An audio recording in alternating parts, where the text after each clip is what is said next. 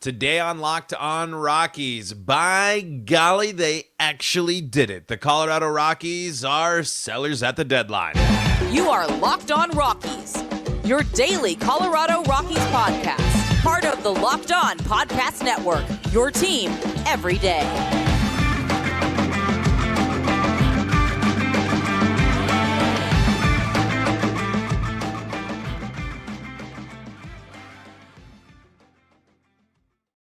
Rock on Rockies fans, welcome into the Locked on Rockies podcast for today, the 31st day of July in the year 2023. I am your host of the Locked on Rockies podcast, Paul Holden, bringing you your daily Colorado Rockies talk right here on the Locked on Podcast Network, where you can find your team every day.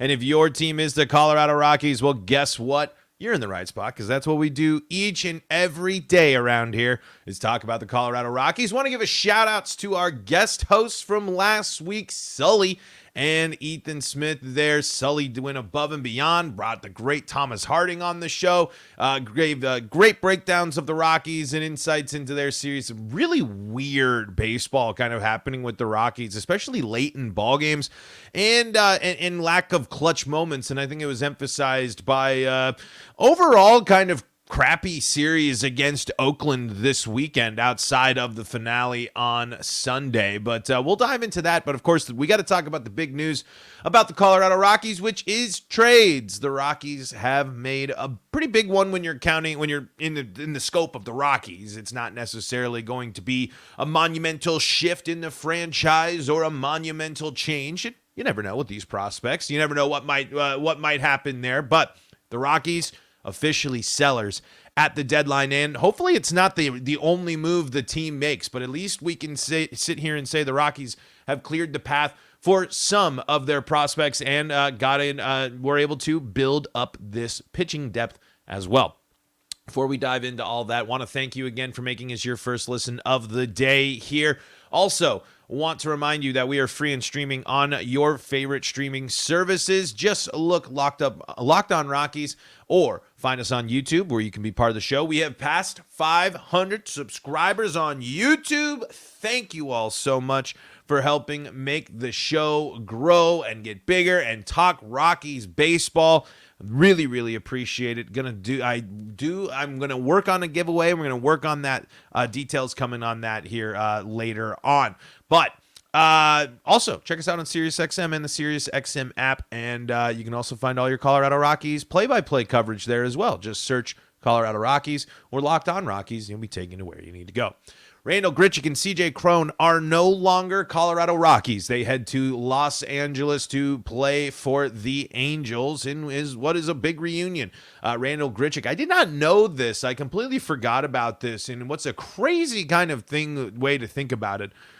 One, Randall Grichuk is drafted a one spot above Mike Trout. The Angels had back-to-back picks there, 24 and 25, and then they pick up Mike Trout after that. And as much as that's crazy, taking somebody over Mike Trout, I then thought there were 23 other picks made ahead of Mike Trout. And maybe I got to dive more into that draft and see who else was in there. But I was just kind of shocked to see that Mike Trout was a 25th overall pick. But anyway, that's an interesting thing. Randall Grichuk heads to LAA alongside CJ Cron, and what's a move that makes total sense for the Rockies here, as these two guys, probably the most value outside of some of these bullpen pieces that the Rockies have at the moment, that they're going to get, especially with Grichuk being solid since he has returned from injury at the beginning of the year. He was batting over 300 going into the weekend, had a good slash line. And CJ Cron as well, who was doing some great damage after his return from his trip to the IL. And we're going to read here from Rhett Bollinger from MLB.com. Angels land Cron, Grichuk, and deal with Rockies. Grichuk, 31, has batted 308, 365, 496 with 8 homers, 9 doubles, and 27 RBI in 64 games this season. Fits in as a replacement for Ward and has played all 3 outfield spots this season, and he will join Hunter Renfroe and Mickey Moniak in the outfield with Joe Adell, oblique strain, and Trout on the injured list as well. And Grichuk never played with the Angels, as he was traded to the Cardinals in 2013 before he was making his debut. So a little bit more there. But here you go for your stats on Crone this year. Crone, who grew up in nearby Fullerton, California, has batted .260, .304, .476 with 11 homers, 12 doubles, and 32 RBI in 56 games this year. And he and Mike Moustakas will be the platoon. So the Angels now going with the two former Rockies at first base for this for the remainder of the. And I'm hoping it works out for the Angels as well. I mean, I think you look at it as a move where I don't necessarily know if it's going to move the needle enough for the Angels. It certainly gives them a lot more power, and it certainly the Rockies just lost a lot of their power as well, especially when in the form of CJ Cron. So who's stepping up to hit the home runs will be interesting to see. It might be some of these guys coming back from the injured list as well for the Rockies, which we'll talk about later in this week. We, of course, big names returning to the Rockies potentially here sooner rather than later.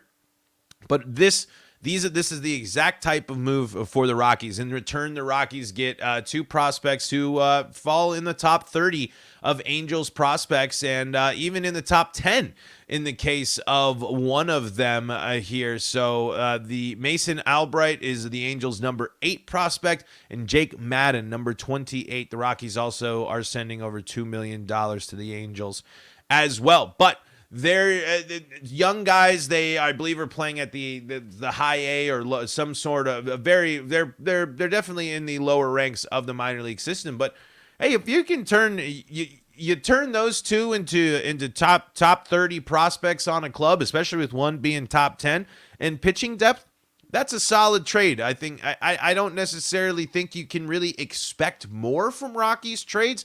But it's the activity, it's the move, and especially after this weekend too, like you really got to be more committing to punting on as much as you can, and those were two of the most interesting pieces for the Rockies. They're certainly not the only pieces that the Rockies can offer, and I hope that this signals that more trades are to come. I do hope the Rockies are an active team here heading up, maybe as soon as this podcast ends. I don't know, but as we get closer, I think now at this point the Rockies might be a close. I'm not going to hold my breath either, but if you're willing to make these moves, and you've already traded Moustakas, you've traded Pierce Johnson, you've already done a few deals, you might as well go all the way in, especially with the good injury news that you hear about Brendan Rodgers and Charlie Blackmon coming back into the mix as well. Should make you, doesn't help you. It doesn't help you if you decide to move on from bullpen pieces, obviously. But when you're thinking about offense and when you're thinking of position players to move on from, you're getting two big ones back here real soon.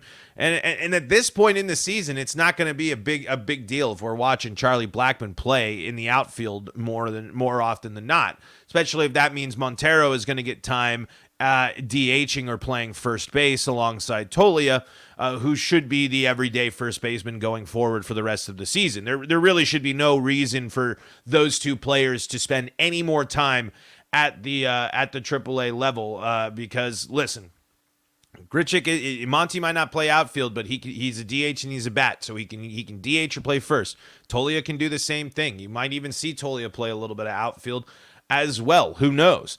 It just is if you're able to move on from Profar, and you're able to move on from Profar's probably the last one. I don't necessarily know if the Rockies are going to be able to make a deal with Elias Diaz, or if they want to trade away Elias Diaz. We'll see about that. But the next ones to watch for the Rockies are most likely Jurickson Profar and Brent Suter. But we'll see who makes the deals and what happens with the Rockies as we get closer and closer to the deadline. But hey, got to give it up, got to give props, and excited that the Rockies actually are sellers, not inactive at the deadline here. It might not be a franchise-altering move in the short term, but who knows how these players might develop and what the Rockies might be getting for a deal that makes total sense to do.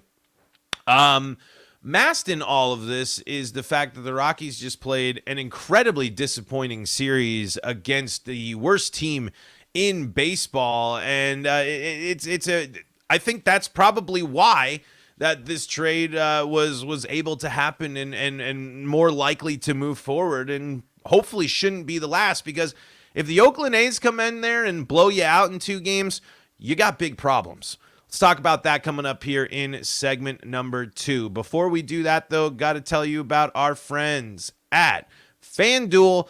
FanDuel is the best spot to get in on all the betting action when it comes to Major League Baseball, and take your first swing at betting Major League Baseball on FanDuel and get 10 times your first bet amount in bonus bets up to $200. That's right, just bet $20 and you'll land $200 in bonus bets, win or lose. That's $200 you can spend betting everything from money line to the over-under, who you think is going to hit the first home run. All on an app that's safe, secure, and super easy to use. Plus, when you win, you can get paid instantly. There's no better place to bet on MLB than FanDuel, America's #1 sportsbook. So sign up today and visit FanDuel.com/lockedon to get up to $200 in bonus bets. That's FanDuel.com/lockedon. FanDuel, official partner of Major League Baseball. This is the Locked On Rockies podcast. We're free and streaming on your favorite streaming service, bringing you your daily Colorado Rockies talk right here on the Locked On Podcast Network and on SiriusXM and the SiriusXM app. Just search Locked On Rockies or Colorado Rockies on the SiriusXM app for all your play-by-play action of the Colorado Rockies. We are talking about the Rockies' weekend series against Oakland, which can honestly only be described as pretty awful. I mean, sloppy 3-error ball in the first game on top of a shaky return from Kyle Freeland, and then Chris Flexen literally spiking balls in the dirt, walking 6th, and the Rockies getting absolutely drubbed by a team that most people call a glorified AAA team. And they get the shutout, sure, and get the two-run win there in the finale. Ryan McMahon has a nice day, but that's a problem. That's a big-time problem for an Athletics team to come in and hang 19 runs up on the Rockies. Good thing they didn't allow any in the finale, because that's quite a performance from an Athletics team that hasn't been able to do much against anybody this year. They stole on the Rockies. And here's the biggest kicker, and the worst part about the Saturday game. The Rockies were only out hit by 1 hit. They were outscored by 8. That's the problem. The biggest issue with the Rockies, especially when you're addressing the starting pitching. I mean, the starting pitching, of course, is the biggest issue with the Rockies, and along the list of a bunch of other things. But you can't be getting dominated like that. You can't be in the race when it comes to hits and you're 8 runs behind. That's a problem. That's a big-time problem. And the difference is, and the key difference you can see on the scoreboard is no walks for Athletics pitching in that game, leaving the Rockies to try to hit their way and score their runners, which they weren't able to do, and they weren't able to hang a crooked number up at all. Certainly had opportunities. But when you give your opponents, when your first 2 pitchers cover the first 5 innings of the ballgame, and they have allowed 8 walks, it's no wonder that you find yourself down 5.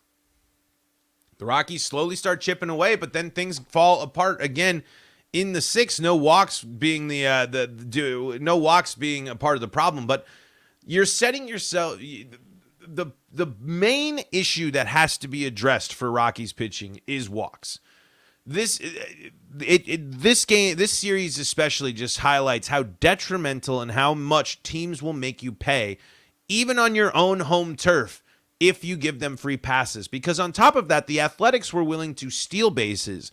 They were willing to steal third as well. They're willing to do more things than the Rockies are, which is very frustrating and concerning, to be totally honest. It doesn't matter in the long run, no. But it certainly matters when you're kind of when you're looking for some of your players and some of your talent to kind of step it up against some of these teams and have put on some performances. And really that wasn't the case this weekend. no one really had a strong weekend. Randall Grichuk had some moments, and there was, some moments here and there. But when 2 out of the 3 games against the absolute worst team in baseball have you being outscored 19-8 on your home stadium, that's a big time problem. It completely overshadows, honestly, a nice shutout performance from the Rockies bullpen, and going to the bullpen game, a solid performance for everybody there, especially as they're able to navigate a couple of walks. But you see what happens when the Rockies cut down on the walks here. The Athletics, once again, and the Rockies only separated by 1 hit. The Rockies out-hit the Athletics by 1. But the difference there is they didn't give up 8 free bases in the beginning. Only 3 walks in the entire game. And the Rockies able to navigate around that and benefit from an error as well. But those are the main... And that goes on top of kind of the things of the Rockies just missing out when they have opportunities. I mean, they just played Nationals and the Athletics, and they went on a 4-game skid against those teams, especially in winning moments, in multiple winning moments that the Rockies had in that National Series, and the fact that they really should have won, if not swept that game, and could have swept the Marlins as well to really put together a nice solid second half stretch here. But it just is the harsh reminder of where the Rockies are at in 2023 when the Athletics come to town and beat you down. One thing that was cool, though, from this weekend, and one thing that was fun to see, was the return of Carlos Gonzalez, and that we'll highlight more about Carlos Gonzalez and do a little bit of speculating about the Rockies getting some other veterans back on their team. We'll do that coming up here in segment number 3. This is the Locked On Rockies podcast. We're free and streaming on your favorite streaming service, bringing you your daily Colorado Rockies talk right here on the Locked On Podcast Network. Shout-outs to you out there, the everydayers, the people that tune in every day, the people leaving comments, the people hanging out here on the Locked On Rockies YouTube channel. We appreciate you so much. Also, you can find us on SiriusXM and the SiriusXM app. Just search Locked On Rockies or Colorado Rockies for your play-by-play action, all there on the SiriusXM app. The Rockies were recognizing a few players, Pedro Estacio, and I can't remember who else was the third one. I'm going to look it up maybe here real quick. But anyway, it was we got to be reintroduced, or a lot of you got to be reintroduced maybe, or depends on how you really look at it. We got more Carlos Gonzalez. And here's the deal. There is never enough Carlos Gonzalez. He was someone, I mean, him in the booth was electric. And then you get to see the highlights and everything. It's just a reminder that he was just such a stud, man. He was just such a. I just think that you could see it when Charlie was interacting with him and all the stuff that people have to say. There was just a swagger and energy that really makes you really just kind of appreciated it, because it was just like, dang, he just oozed cool, and it's really awesome to see that. I just love when you get to see that in purple, and it's he's even saying that everyone was asking, like, where's Cargo, where's Carlos going on there, that he was telling reporters about when he was in the clubhouse seeing stuff. It was just so cool to see. And he's going to go down on my all-time list of Rockies. We've talked about him before, certainly. We've definitely highlighted the coolness of Carlos Gonzalez, but I like that. It's a bummer. It seems like when the Rockies do a lot of like big celebrations or recognizing it seems it comes on weekends that are tough, but it makes sense for Cargo. The A's and the Rockies, where he did most of his damage, really all of his damage in his career. So good to see.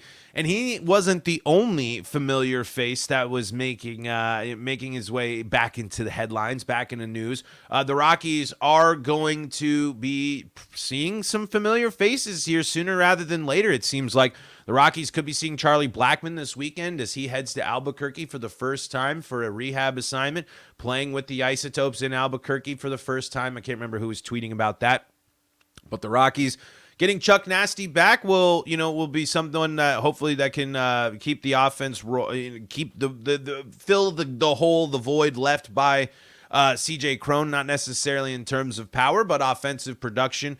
Chuck's going to have to fill in for got to have that Charlie Blackmon bat, especially now with no Grichuk and Cron in the lineup, and Brendan Rodgers has been activated off of the IL as well, which is huge news, honestly. I mean, it's a wash, sure, but Brendan Rodgers getting a lot of at-bats, getting 50 games in this season possibly would be massive. I mean, it's at least better than a full season loss, and he's able to train up, build his body, show the health off, and get in a bit of a groove that should help him be able to contribute for the Rockies in a moment where the Rockies are going to need him next year. I mean, just like they really needed him this year, and he was poised for the big year this year, there's no doubt about it. With the changes that the Rockies are going, with the turning to young guys, with this next stage of the Colorado Rockies, if Rodgers ain't traded, or if the Rockies don't move on from him and the other various ways that they might do,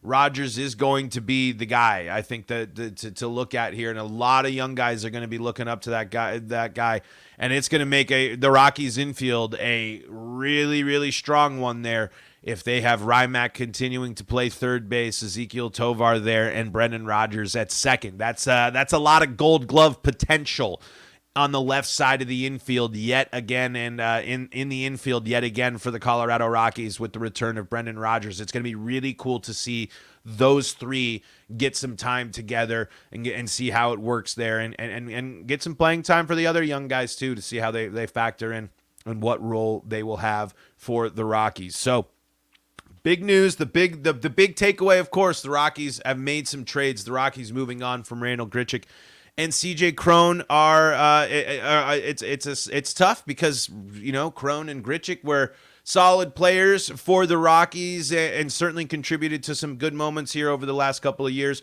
but this is the right type of way to handle the trade deadline and the right type of moves to be making if you are the Colorado Rockies. Folks, that's going to do it for today's episode of Locked On Rockies. Thank you so much for joining us here. We'll be back in action tomorrow with more coverage of your Colorado Rockies, free and streaming on your favorite streaming service, on the SiriusXM app, and of course on the Locked On Rockies YouTube channel. Don't miss out on that. Folks, thanks for making us your first listen of the day. For more Colorado sports coverage, check out the Locked On Broncos, Locked On Avalanche, Locked On Nuggets, and Locked On Buffs podcasts, all available to you as well. Until next time, this is Paul Holden saying so long from the Locked On Rockies podcast.